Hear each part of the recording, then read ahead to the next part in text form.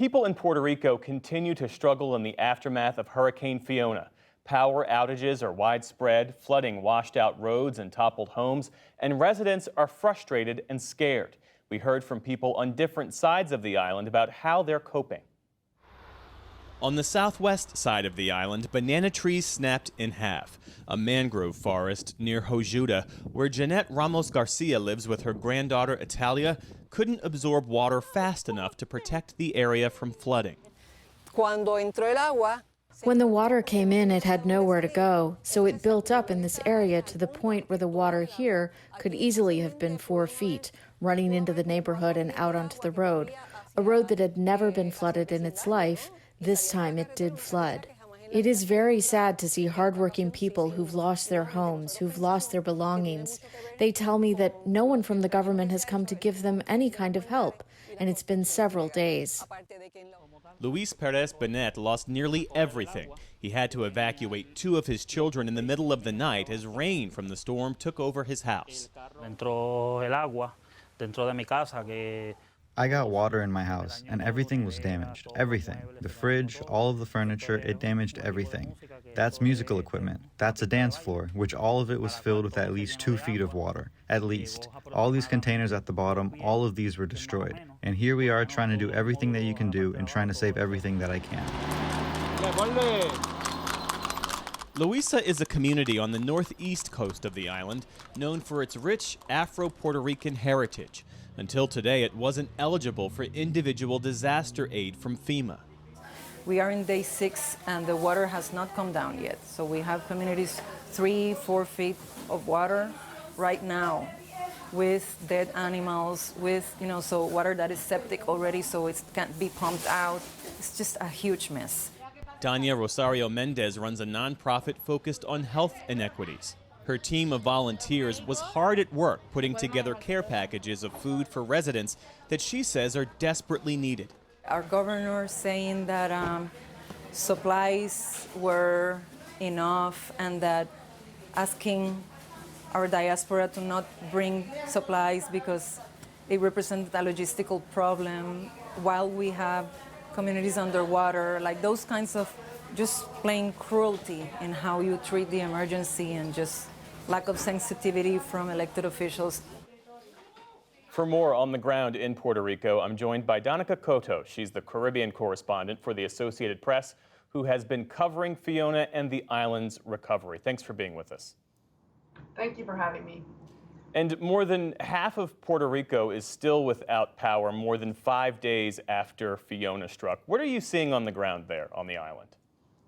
Immense frustration. I mean, people, have already been through Hurricane Maria, and after that storm, some people were up to a year without power. And this time, they were not expecting that. I mean, Fiona, what it did was drop historic amounts of rain, but the winds weren't the problem. So no one expected, to be without power 5 days, almost 6 days after the storm.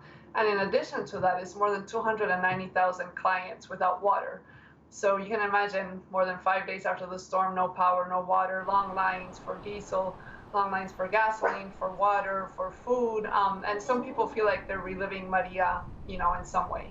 Puerto Rico's electrical grid was taken over by a private company called Luma last year. But they, as I understand it, haven't been clear about the status of what's happening. Based on your reporting, give us a sense of what's going on.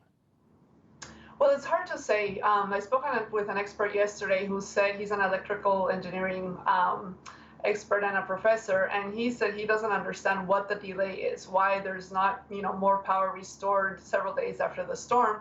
And a lot of people are feeling that frustration. When you go to press conferences, it feels like they're evading the questions. They're not answering them directly. We have not been given any details about the extent of the damage or what exactly has been damaged. There's a sort of up and down. One day they announced, for 2 days they actually announced that a vast majority of people would have power.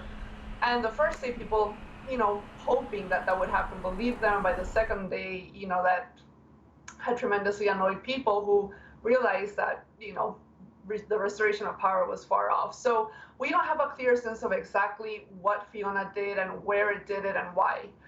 We do know that the southern part of the island has been the hardest hit.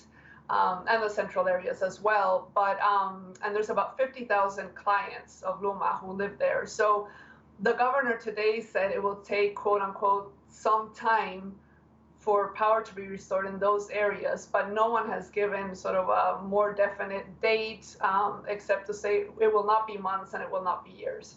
What about the federal response? Because FEMA has said that they have more resources, they were better prepared to respond to Fiona than they were to Maria, and Maria, of course, was a more powerful storm. Why have there been so many issues with the federal response?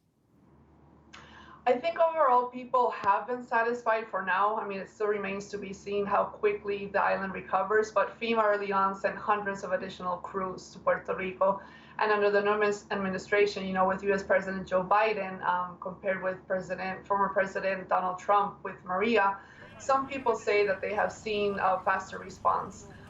The president did declare both an emergency disaster declaration and a major disaster declaration, which allows for more federal assistance. There was some grumbling because when the major disaster declaration was declared, it did not cover several of the hardest hit municipalities. That has since changed. They've been added, you know, under that declaration. So hopefully help will be coming in soon. And I know that some neighborhoods have already seen FEMA crews coming through and meeting with people and asking about the extent of damage to their homes. As we wrap up our conversation here, I want to draw you out a bit more on the frustration that you say you're hearing from people. Because it's not just Fiona. There was, of course, Maria. There were earthquakes in 2020.